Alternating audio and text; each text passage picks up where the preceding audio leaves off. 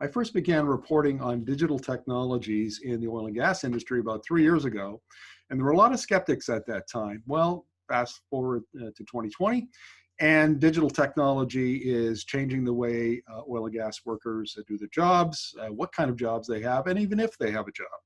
So Ernst Young and PetroLMI, based in Calgary, have come up with a new study on automation and digital technologies in the oil and gas industry. We're going to be talking to the author, Lance Mortlock from EY. So welcome to the interview, Lance.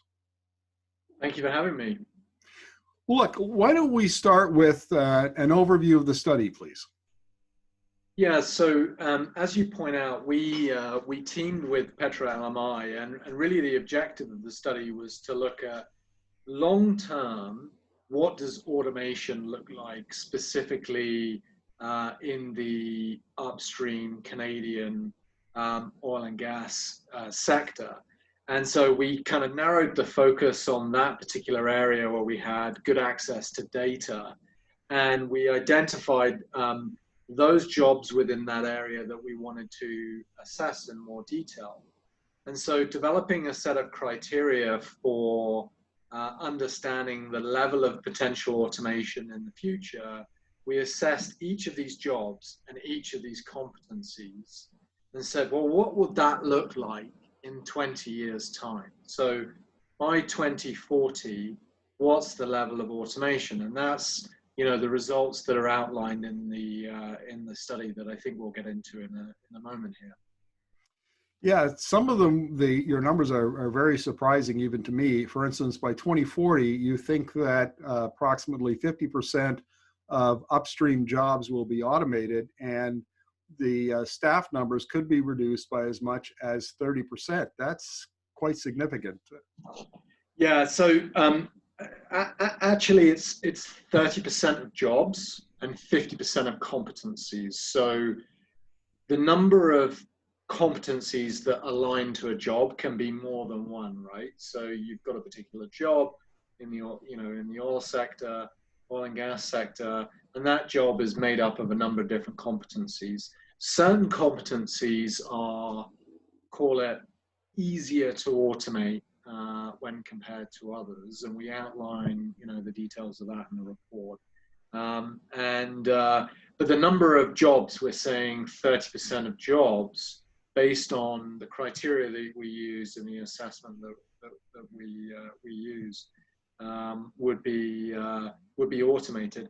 Either way, when you look at the numbers, it's staggering. It is a high proportion of jobs. I've been actually talking about for the last few years, if we ever get into a recovery mode, this notion of a jobless recovery, in that, you know, even when we recover, it's not like thousands and thousands of jobs will return to the economy. Because I think, if anything, what we've seen in the last year, in particular with COVID-19, is the acceleration of the use of technology to drive efficiency and effectiveness in organizations.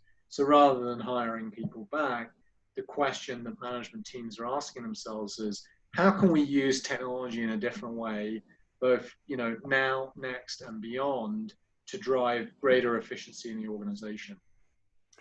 I've interviewed some other like executives about this topic, and one of them was a drilling rig manufacturer, and I noticed that drilling is one of those, I think it's a competency most likely to be automated. And he told me that they're making automated rigs that will have no workers on the floor, and they will be a couple of individuals that will be working out of a shack next to the rig, basically supervising the computer, making sure that it's doing what it's supposed to be doing. And he said that will be kind of a metaphor for a lot of this change, is that now workers will be instead of doing, they will be supervising the doing by machines. Is that fair to say? Yes, it is. And I think when you look at decision-making processes, you know, there's kind of there's sort of different worlds that exist. So there's those activities and processes that are purely AI driven, and there really is no human supervision required. There's this kind of hybrid world where, machines and humans work together in what I call a collective intelligent way to drive, outcomes that equate to, 1 + 1 = 3 when humans and machines come together. And then there are those human-driven decisions that are enabled by AI and IT. And, there's no right or wrong answer here. There's simply depends on the activity, depends on the capability of the technology, to whether it's AI or machine-driven or human-driven or a combination of both. But the drilling example that you shared there is a great example of what we can continue to expect to see. It's not simply a matter of automating back office jobs and services in IT, finance, supply chain, HR, and so on, but actually hardcore front office work in operations, maintenance, drilling, completions. We continue to see examples of process automation. I mean, you look at the automation of the heavy haul trucks in oil sands. That's a great test case, and I think shovels will follow suit. Now, another thing that I've been told in interviews is that the nature of work is going to change. We talked about supervising machines, but new jobs will, these new types of jobs will be very data intensive. There'll be data attached to every part of a job, and the ability to use software will also be important. Is that accurate? Yeah, that's a good characterization. We're going to need in the next 20 years different types of skills and capabilities. So data science, computer software programming, business analytics, people with artificial intelligence, machine learning skills and capabilities, for sure. And then we're going to need some kind of interesting new roles as well around functional translation. So how do we, translate what the machines are telling us in terms of the data and the progress of processes they're executing into things that we can understand as, regular mortals that perhaps aren't as tech savvy as everyone. So you're going to need these kind of translator roles. So there's going to be new skills and capabilities, but make no mistake, it's not like, a job lost in, say, drilling translates to a job, on a 1-for-1 basis, sitting in the shack next to the drill rig. We're going to end up, and this is what the report outlines, less jobs in this space overall. I don't believe, and some might disagree with me, that we're going to end up with an equivalent number of jobs or growth. Like I said, I've been talking about for a while this sense of a jobless recovery. The economy might be doing well, the industry might be doing well, production might be increasing, but I actually think we're going to see a reduction in the total number of jobs in the upstream sector in Canada.